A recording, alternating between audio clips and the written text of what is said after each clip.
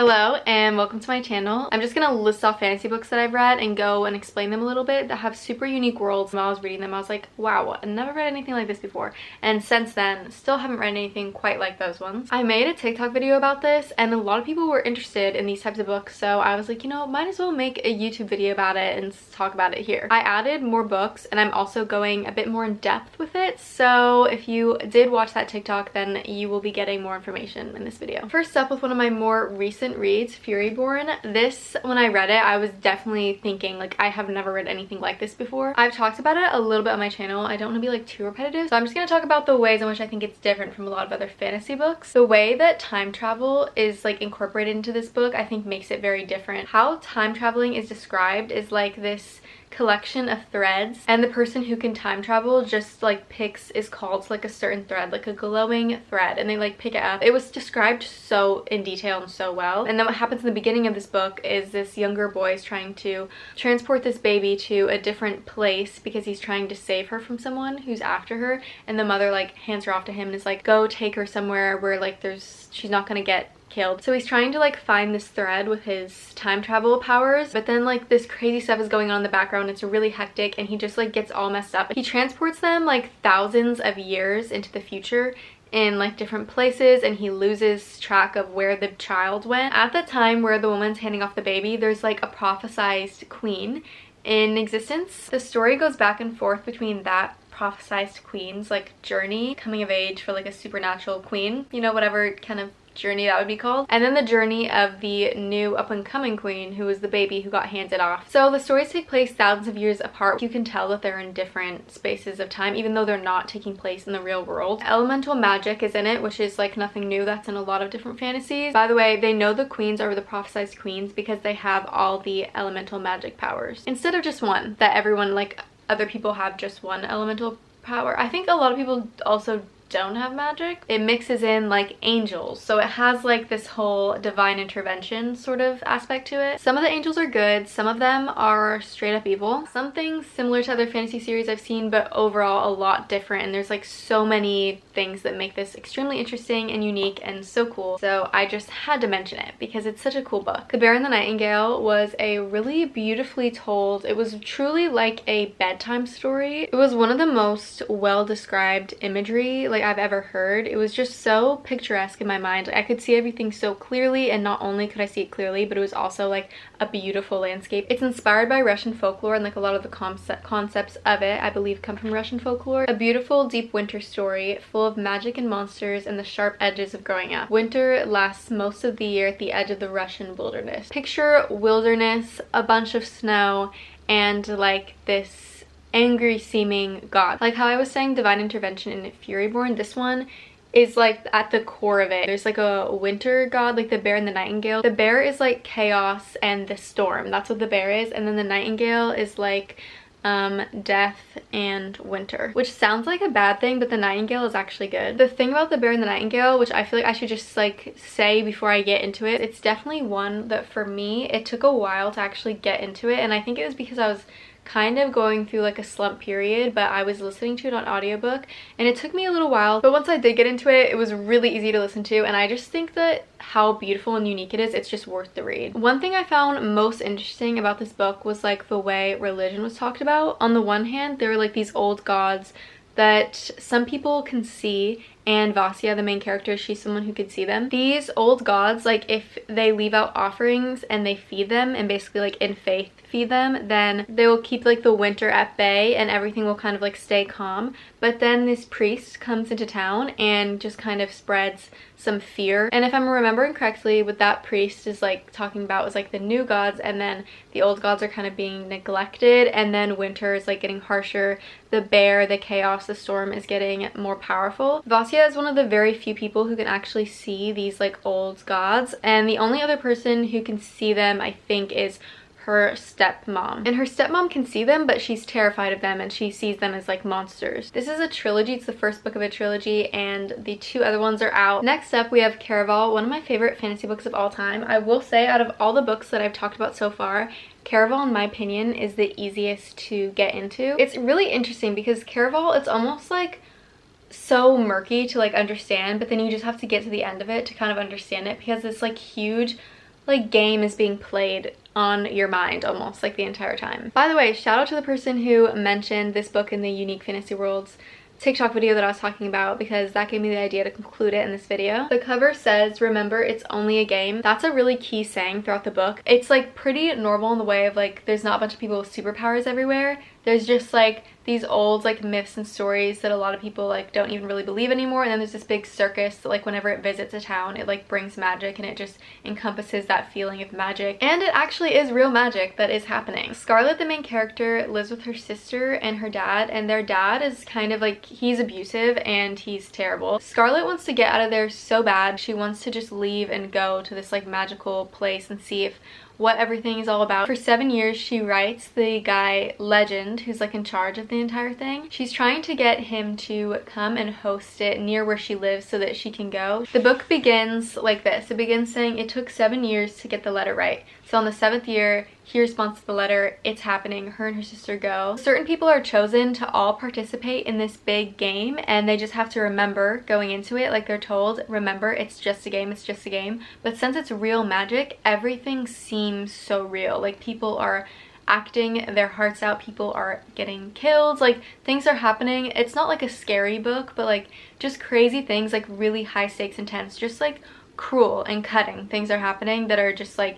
raise the stakes to a anxiety inducing level. It's like beautiful and wicked at the same time. It's truly disorienting reading it sometimes, because I was like, okay, wait, did this just happen? But then it's like, oh psych, like you never know what and when to trust. I haven't quite read about a world like that where it's like the real world and the characters aren't even sure if like that exists, and it's like an actual magician type magic. Now to add on top of that, this is part of a trilogy, and when you get further and further into the books you find out that there are these things called fates, and they're like these immortal not creatures, these immortal beings who have like certain powers and certain abilities. The books just continue to get more and more intriguing. Then when you get into the spin-off series with one of my favorite characters from this series, it's like less like about the magic magician aspect of it and more about like the fates and the just like the magical world itself. And kind of ditching like the normal world, which I actually really liked that transition, because I think it was a really fun way to mix it up and feel like you were kind of going into a different world with the characters. I really recommend this series and the spin-off series Once Upon a Broken Heart. They are so good and unique and amazing. A Winter's Promise. The vibe of A Winter's Promise somewhat reminds me of the vibe of the spin-off series of Caraval. Just the like whimsicalness of it. The fact that there's humor, but then it's also like cruel and cold sometimes, but then at the same time it's like fun and cool and magical. A Winter's Promise, I don't know why I'm feeling called to say, it has a romance in it that's like the slowest of slow burns that I've ever read in my life. So if you're a fan of like a super hardcore slow burn, like just taking forever, you will love this series, seriously, because the crumbs just feel like an entire plate of food when you're reading this. Like it's very much the long game. Okay. I don't even know how to begin to explain this because it's so like outlandish. So I'm just gonna say some facts about it, and hopefully that gives a good feel of what it is about. There are like these god like beings, or they're like looked at as gods. They're called gods. I'm not sure. I think they actually might be gods, but they each rule like a different like house of people, and they live in like different areas. And they just rule that part, and those people that come from that area have like a certain power. They're the same theme of powers, but like they vary, you know? Also, side note, I feel like if you're someone who loves history, you'll like this book. The main girl, her power is she can read the history of objects by touching them. She can travel through mirrors, and because she can read the history of objects through touching them, she kind of like, it's almost like she can talk to objects. She like wears this scarf that is literally like her pet, like it's animated like it's a living being. So I believe up north is where the guy who's like ends up being like her love interest in it, she's arranged to marry him, because when you get married, like your powers, something happens and like your powers combine, or you get some from the other person's power. So she went up to the north to marry this dude. He's super closed off, super conservative with like talking, his emotions, like everything. He leaves no cards on the table. He keeps them close to his chest. So she goes up there to the north, and everyone's super cunning and deceitful and has ulterior motives. There's so much shady stuff going on. Like she walks into something crazy. It almost reminds me of like Knives Out or something, where like it's like everyone's out to get each other a little bit. Not only that, but she's walking into like this place that's freezing, where people have these powers that are based off of violence, and a lot of people there have anger management issues. so it's kind of intense for her, and she's like this shy, really reserved girl and doesn't even like bother anyone, but she gets targeted. But one of my favorite things about this series is her character development. She enters this world as someone who doesn't really know what to do with it. She's like kind of overwhelmed by it, and then you just see her start to know her worth and know what she has to offer is a lot, and she's just capable of doing so much, and she kind of almost turns like detective in the second book. It's so good. This book made me have so many existential thoughts. Like I was like, what is the meaning of life? When I was reading this, I was kind of like, it has that vibe to it a little bit. If any of that sounded interesting, I highly recommend giving it a try. After I read the first book, I was like, maybe that like moved too slowly, or I wasn't as interested in it enough, and then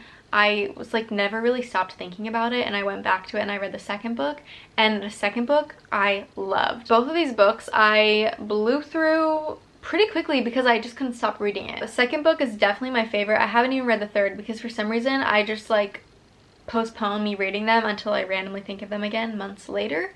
I don't know why I do that. Another book with a super unique world is the Atlas 6. If you're someone who likes dark academia, I think you will like this book. So it's a normal thing for like people to have powers in this book. I don't believe everyone has powers, but people do, and some people have like really impressive, powerful powers. Basically, this group of 6 young adults, they're scouted by this man who they don't know to come and protect like this library of knowledge, because knowledge is like everything. Knowledge is power in this book. I think that they all like need or want something. There's like a reason why they all join. I forget what it is because it's been so long since I've read it. By the way, the second book is out now. 2 of the characters who are scouted actually already knew each other, and they went to the same school, and they're like academic rivals, which is so fun to read about. I love them. The powers that people have are super cool and unique in this world. It's definitely a certain type of magic system that I haven't read about before. Not only that, but I've talked about this a little bit before, the way that magic and science are like melded together, and not like this is actual science, but it's just the way it's described.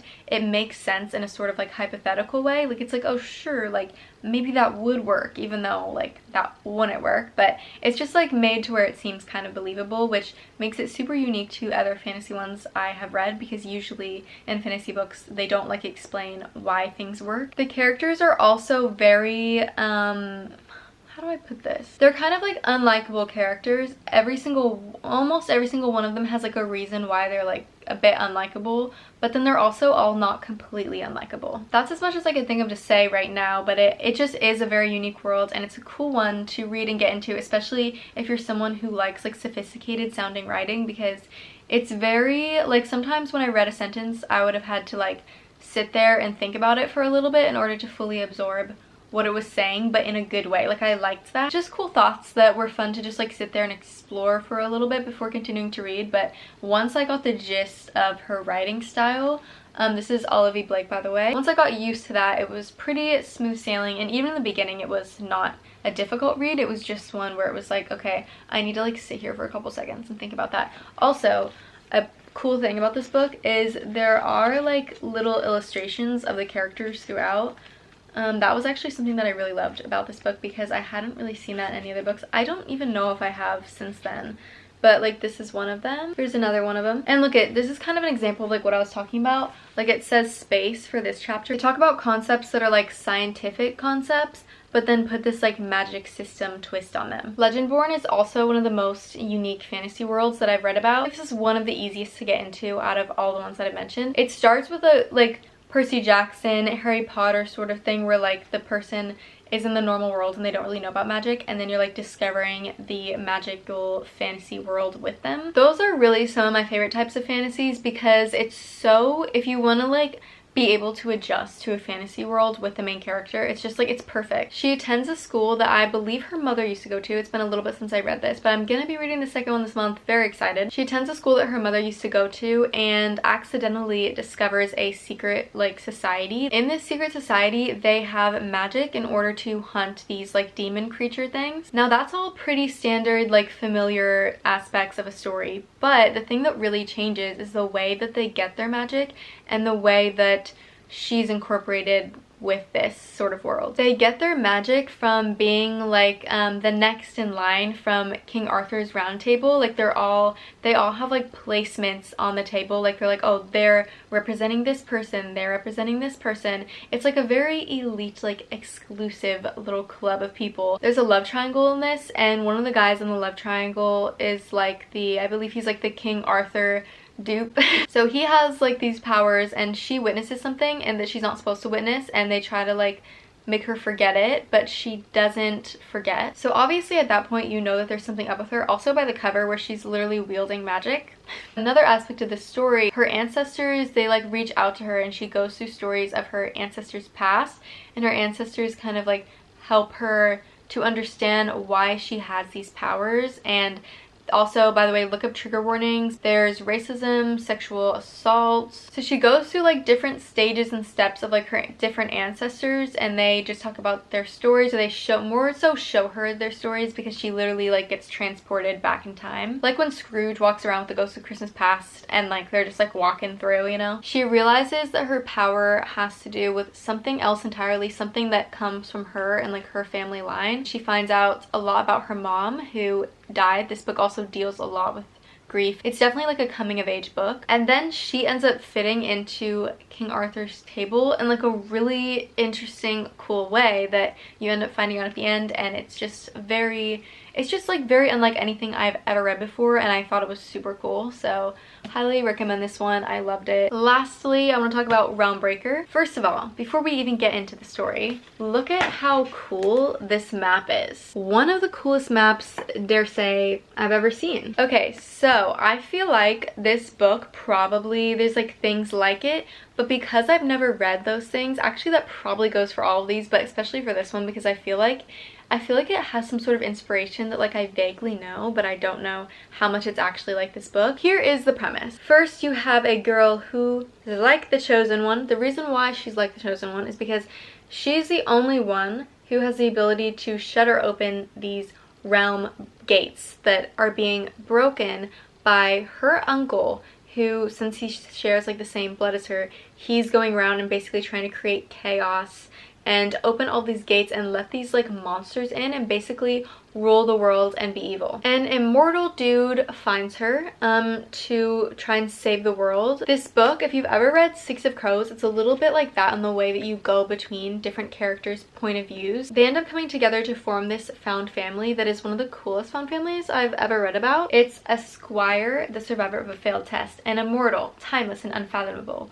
I didn't say that right. An assassin, skilled and heartless, an old sorceress holding secrets behind her teeth, and a pirate's daughter, the wards, last hope. The wards. W-A-R-D. The heroes are gone, but the fight to save the world has only just begun. That's what the back says. It's just a very funky group of people to get together to save the world, and I think it's a lot of fun. Now, all of these POVs are followed, but the other person whose POV is followed is like this queen. This queen is certifiably a badass. Like, I could see that coming, but she's also kind of like does what she needs to do for herself type of person, I think. So she's a little bit giving villain vibes. So this found family gets together and they're trying to go around and close all of like the gate openings that have been broken open to essentially save the world and defeat her uncle. That is the end of my unique fantasy book recommendations. I hope that you enjoyed watching this. If you don't already, make sure to subscribe to my YouTube channel and like this video if you liked it. You can find me on Instagram, TikTok, and here, actually. Those are the only ones. I'll link those in the description, and yeah, hope you have a good day and good Valentine's Day, because that's coming up, and I will see you in the next one.